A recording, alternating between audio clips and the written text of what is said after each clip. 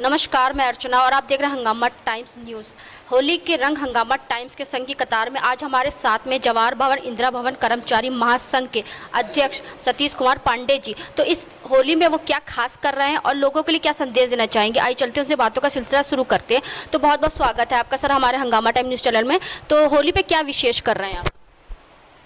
होली पर विशेष तो देखिए, इस बार हमारा अभी चुनाव संपन्न हुआ है और अभी शपथ ग्रहण समारोह हमने इसी वजह से नहीं कराया था कि होली के बाद होली मिलन समारोह और शपथ ग्रहण समारोह एक साथ कराएंगे। इसकी तैयारियां जोर शोर पर चल रही थीं, लेकिन इस महामारी ने फिर अपना विकराल रूप शुरू किया है, तो इधर तमाम सारी गाइडलाइंस भी गवर्नमेंट की आ रही हैं। तो कोरोना की वजह से अभी मन मस्तिष्क बहुत क्लियर नहीं हो पा रहा है कि होली में हम क्या करेंगे, तो इसलिए अभी से बहुत कुछ कहना, अभी तो हमारा शपथ ग्रहण भी अधर में लटक गया है कि किस तरीके से शपथ ग्रहण। तैयारी हमारी ये थी कि बहुत विशाल स्तर पर शपथ ग्रहण का कार्यक्रम करेंगे, जैसा हम प्रतिवर्ष करते चले आते हैं।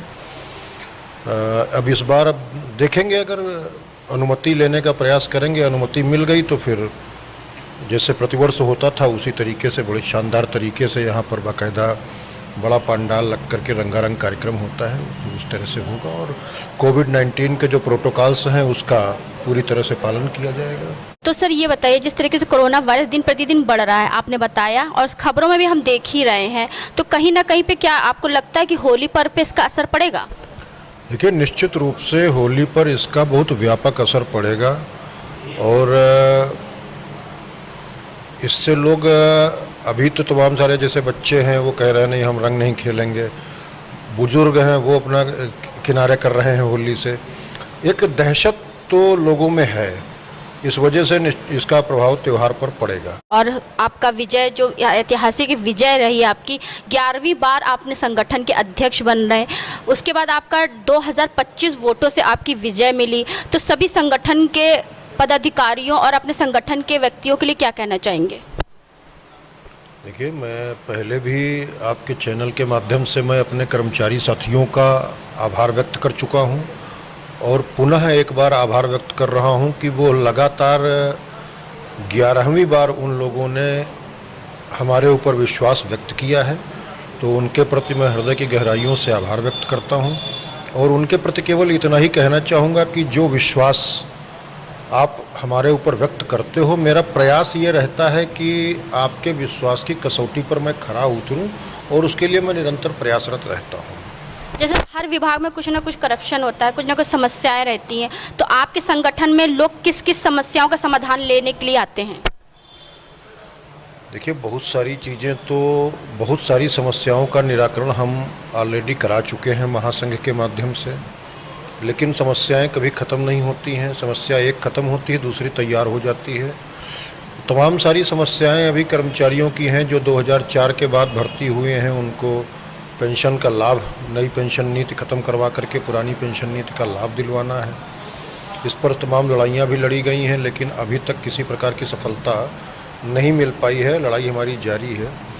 तमाम सारे ऐसे कर्मचारी हैं जो रिटायर हो रहे हैं, उनको पेंशनरी बेनिफिट्स नहीं मिल रहा है और हमारे डीए की 3 किस्तें रोक दी गई हैं, 16-16 भत्ते हमारे एक साथ काट दिए गए हैं। तो इन सब चीज़ों को लेकर के हमें लड़ाई लड़नी है, आगे हम सरकार से संघर्ष करेंगे और यही कह सकते हैं। अगर सरकार ने आपकी मांगे नहीं मांगी तो क्या करेंगे? देखिए, सरकार ने अगर मांगे नहीं मानी तो हमारे पास विकल्प आंदोलन का है, वो खुला हुआ है और आंदोलन की तैयारी हो रही है। और मुझे उम्मीद है कि अगर सरकार हमारी बातों को नहीं मानेगी तो इस साल में एक बड़ा आंदोलन तो निश्चित प्रस्तावित है, जिसमें सारे संगठन मिलकर के, और उसकी तैयारी भी ज़मीनी स्तर पर चल रही है, तो एक बड़ा आंदोलन का स्वरूप तो लेगा इसमें। बड़े आंदोलन की तो आप बात करें, किसान आंदोलन तो बहुत बड़ा आंदोलन आप इतने दिनों से देख ही रहे हैं। इसके बाद जल निगम के कर्मचारियों को 5 महीने से वेतन नहीं मिला, पेंशनरों की पेंशन रुकी हुई है और इसके आगे भी कई ऐसे निजीकरण लागू कर दिए गए हैं। तो आपको क्या लगता है कि अगर आपके संगठन या आपके विभाग की सरकार ने मांगे नहीं मांगी तो आप लोग आंदोलन लेंगे तो आपकी बातें मानी जाएगी? देखिए, जवाहर भवन इंदिरा भवन कर्मचारी महासंघ जब भी किसी आंदोलन में शामिल होता है तो उसका कुछ ना कुछ परिणाम जरूर निकलता है। 2010 में कर्मचारी शिक्षक संयुक्त मोर्चा के बैनर के तले हमने एक बहुत बड़ा आंदोलन किया था और उस आंदोलन की सफलता ये थी कि प्रदेश का 1.5 लाख दैनिक वेतन कर्मचारी एक झटके में विनियमित हुआ था। निश्चित रूप से तैयारी चल रही है और जब कभी भी आंदोलन होगा और जवाहर भवन, इंदिरा भवन का उसमें पार्टिसिपेशन होगा तो कुछ ना कुछ निर्णय होगा और मुझे पूरा विश्वास है कि आंदोलन ऐसा होगा कि सरकार को हमारी बात माननी पड़ेगी। तो जल निगम के कर्मचारियों को 5 महीने से वेतन नहीं मिल रहा है, इसके बारे में आप तो कहीं ना कहीं न्यूज़पेपर और टीवी चैनलों पर देख ही रहे होंगे। मैं लगातार इस चीज़ को देख रहा हूं और सरकार से मांग कर रहा हूं कि जो बेचारे भुखमरी के, केवल जल निगम ही नहीं, मैं आपको बता दूं, आप तो जल निगम की बात कर रही हो, हमारे कर्मचारी कल्याण निगम हमारी बिल्डिंग में है जवाहर भवन में, जहां 4 साल से वेतन नहीं मिल रहा है। 4 साल से वेतन नहीं मिल रहा है। यहीं पर एक विभाग इंदिरा भवन में है, शिया वक्फ बोर्ड, वहाँ पर भी 4 साल से वेतन नहीं मिल रहा है। वहाँ के कर्मचारी रिक्शा चलाने पर मजबूर हो रहे हैं। तो सरकार से हमारा निवेदन ये है कि सरकार इन सब चीज़ों को गंभीरता से देखे और इस बात को गंभीरता से लेकर के सरकारी नौकरी में अगर हम आए हैं तो कम से कम हमें हमारे काम का हक मिलना चाहिए, हमारा वेतन मिलना चाहिए। 4 साल से कर्मचारी कल्याण निगम में वेतन नहीं मिल रहा, जल निगम की स्थिति आप बता ही रही हो। तो ये स्थितियां कुल मिलाकर के सरकार कर्मचारियों की समस्याओं के प्रति संवेदनहीनता दिखा रही है और इस संवेदनहीनता को हम बहुत अधिक दिनों तक बर्दाश्त करने वाले नहीं हैं। वेतन तो मिल नहीं रहे हैं, महंगाई अलग से बढ़ी हुई है, पेट्रोल डीजल के दाम अलग से बढ़े हुए हैं, सरकार आखिर वेतन क्यों नहीं दे रही है? देखिए, सरकार को ऐसा लगता है, सरकार का जो केंद्र सरकार से लेकर के प्रदेश की सरकार तक के दृष्टिकोण में कर्मचारी उनको बोझ लगने लगा है और अब वो चाहे वो प्राइवेटाइजेशन के बहाने हो, चाहे वो विभागों को कम कर रहे हैं, कर्मचारियों की संख्या कम कर रहे हैं, कर्मचारियों को मिलने वाली सुविधाओं में घटोत्तरी कर रहे हैं, इन सब चीज़ों को लेकर के सरकार का नज़रिया बिल्कुल स्पष्ट है कि सरकार राज्य कर्मचारियों को या केंद्रीय कर्मचारियों को बिल्कुल भी तवज्जो नहीं दे रही है। तो अब हमारे पास केवल एक रास्ता यही है कि हम संघर्ष का रास्ता है और संघर्ष का रास्ता अख्तियार करेंगे और हम सफल होंगे। आपने बताया संघर्ष करेंगे, तो राम जन्मभूमि बनी, उसके लिए इतना फंडिंग सरकार के पास आया, सारी सुविधा आई, राम मंदिर बनाने से क्या लोगों की नौकरियां और वेतन मिल जाएगा क्या? देखिए, ये आस्था का प्रश्न है और ये कर्मचारी राजनीति का प्रश्न नहीं है, कर्मचारी संगठन का प्रश्न नहीं है। राम मंदिर निर्माण एक आस्था का प्रश्न है, मैं उस पर कोई टिप्पणी नहीं करना चाहता हूँ। लेकिन जो हम जिस संवर्ग से बिलोंग करते हैं वो संवर्ग ये चाहता है कि सरकार हमारी बातों को सुने, हमारी समस्याओं को सुने और जो वाकई हमको हक मिलना चाहिए वो हक हमको दिया जाए।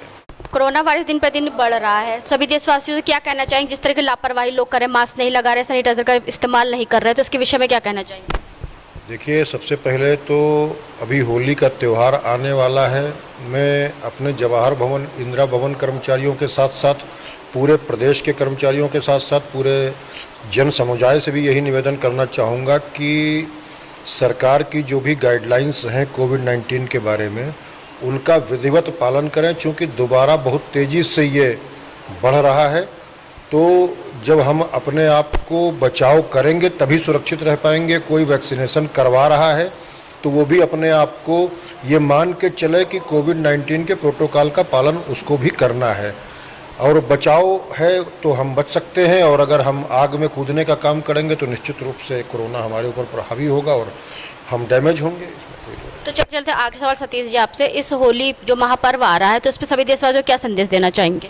होली की हम देशवासियों को बहुत बहुत बधाई देते हैं और ईश्वर से कामना करते हैं कि जिस तरह से हम होली जलाते हैं उसी में होली में ही हमारा ये वायरस जल के समाप्त हो जाए और विश्व पटल पर एक नए विश्व की शुरुआत हो, क्योंकि अब बहुत हो चुका है। ये 1.5 साल से जनता बिल्कुल ऊब चुकी है कोरोना वायरस से। तो अब हम ईश्वर से यही प्रार्थना करेंगे और कि अब ये कोरोना से मुक्ति दिलावें, बस यही हमारा कामना है। बस तो ये थे हमारे साथ में जवाहर भवन इंदिरा भवन कर्मचारी महासंघ के अध्यक्ष सतीश कुमार पांडे जी, जिनकी विचारधारा आपने सुनी, किस तरीके से होली की विशेष शुभकामनाएं सभी देशवासियों को दिया।